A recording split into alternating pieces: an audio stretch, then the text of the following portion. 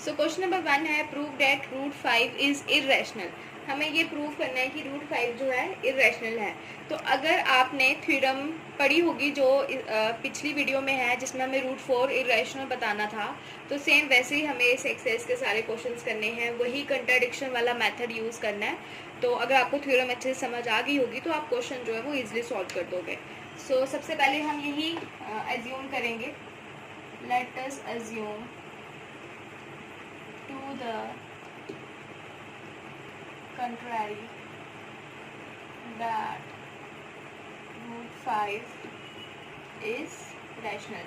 मैंने आपको बताया था कि हम उसका कॉन्ट्रडिक्शन यूज़ करेंगे, मतलब हम उसका अपोजिट पुट करेंगे कि रूट 5 जैसे हमें बोला हुआ है कि आपको इरेशनल प्रूफ करना है, तो हम इसमें रूट 5 जो है वो क्या ले लेंगे, रैशनल। तो अगर हम ये एज्यूम कर रहे हैं कि रूट 5 जो है वो रैशनल है, इसका मतलब कुछ ना कुछ इंटीजर्स भी एग्जिस्ट करते होंगे।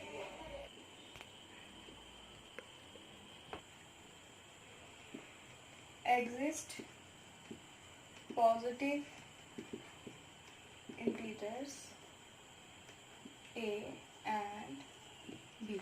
तो हम ये एज्यूम कर देते हैं कि अगर वो रैशनल है तो मतलब कोई ना कोई पॉजिटिव इंटीजर्स भी एज्यूम करते होंगे, क्योंकि हमें पता है रैशनल नंबर जो है उसकी फॉर्म क्या होती है, p अपॉन q। तो p की जगह मैंने ले लिया a और q की जगह मैंने ले लिया b। तो इसका मतलब रूट 5 क्या हुआ, a अपॉन b, जिसमें a और b जो है वो कौन से नंबर्स लिए मैंने, को प्राइम,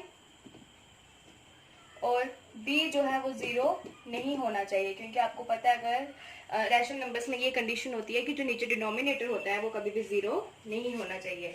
तो अब क्या करेंगे, squaring both sides we get root 5 का स्क्वायर भी करेंगे और a अपॉन b का स्क्वायर भी। ये स्क्वायर और रूट क्या हो जाएगा, कट जाएगा। तो 5 हमारे पास क्या आ गया, A square upon B square.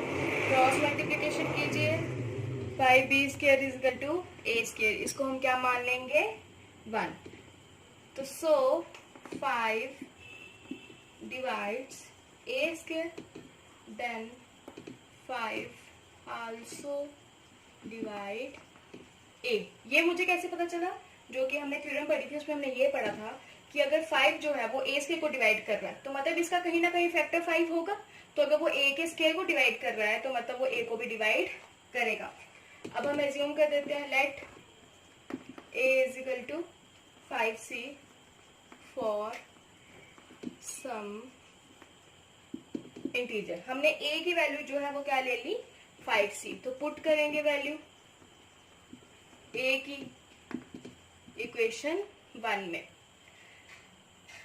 तो देखिए 5b square is equal to A square है, लेकिन अभी a हमने कितना लिया, 5c का होल स्क्वायर।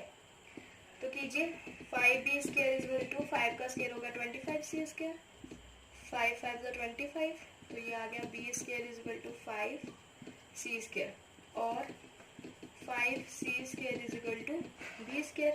तो इसमें भी हम लिख सकते हैं, so 5 divides b square, then 5 also divides b। तो इसका मतलब क्या हुआ कि अगर 5 जो है वो b square को डिवाइड कर रहा है तो 5 जो है वो किसको डिवाइड कर रहा है, b को भी डिवाइड कर रहा है। तो लास्ट में अब हम लिखेंगे a and b has at least 5 as its one common factor. अब देखो स्टार्टिंग में हमने ये कहा था कि जो ए और बी जो है वो को प्राइम नंबर है, लेकिन अब हमने यहाँ पर क्वेश्चन जब हमने सॉल्व किया तो हमने ये देखा कि 5 जो है वो ए को भी डिवाइड कर रहा है और 5 जो है वो बी को भी डिवाइड कर रहा है। इसका मतलब ए और बी का कम से कम एटलीस्ट 5 जो है वो उनका कॉमन फैक्टर है। तो इसका मतलब क्या हुआ, हैंस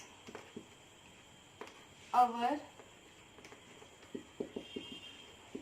assumption was wrong। हमारी assumption जो है वो यहाँ पर क्या हो जाती है, गलत। तो इससे हमें क्या पता चला, A and B are not co prime, क्योंकि को प्राइम नंबर्स का जो कोई भी कॉमन फैक्टर नहीं होता है, लेकिन यहाँ पर ए और बी का कॉमन फैक्टर 5 आ रहा है, तो उसका मतलब ए और बी जो है वो को प्राइम नंबर नहीं है. सो कॉमा दिस